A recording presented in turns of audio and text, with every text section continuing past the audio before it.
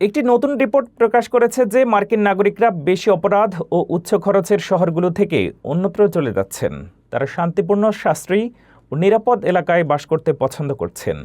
এই স্থানগুলোতে জীবনযাত্রার মান, স্কুল ও কম অপরাধের হার গুরুত্বপূর্ণ প্রভাব ফেলছে।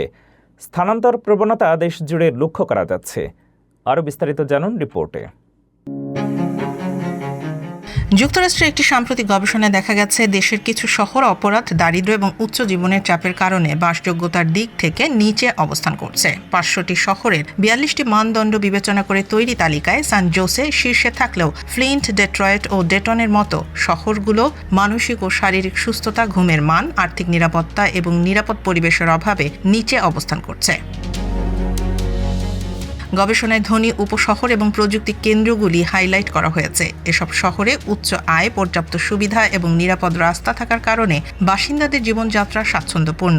নিউটন, মাউন্টেন ভিউ, উডবেরি সহ মধ্যম আয়ের শহরগুলিও মানসিক স্বাস্থ্য, আর্থিক স্থিতিশীলতা এবং সামাজিক সহায়তার ক্ষেত্রে ভালো স্কোর করেছে। অন্যদিকে উচ্চ ব্যয়বহুল শহরগুলি বাসস্থান খরচ, অবকাঠামোর দুর্বলতা এবং জনসংখ্যার চাপের কারণে বাসিন্দাদের চাপযুক্ত জীবনযাপনে বাধ্য করছে।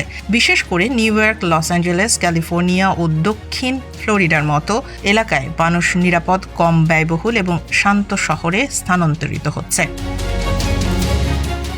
গবেষকরা বলছেন, দক্ষিণ ও সান বেল্ট অঞ্চলের নিম্ন খরচের শহরগুলোতে স্থানান্তরের বৃদ্ধি মূলত শান্ত, নিরাপদ এবং কম চাপযুক্ত জীবনযাপনের সুযোগের কারণে। এর ফলে বাসিন্দারা আর্থিক ও মানসিক সুস্থতা বজায় রেখে জীবনযাপন করতে পারছে।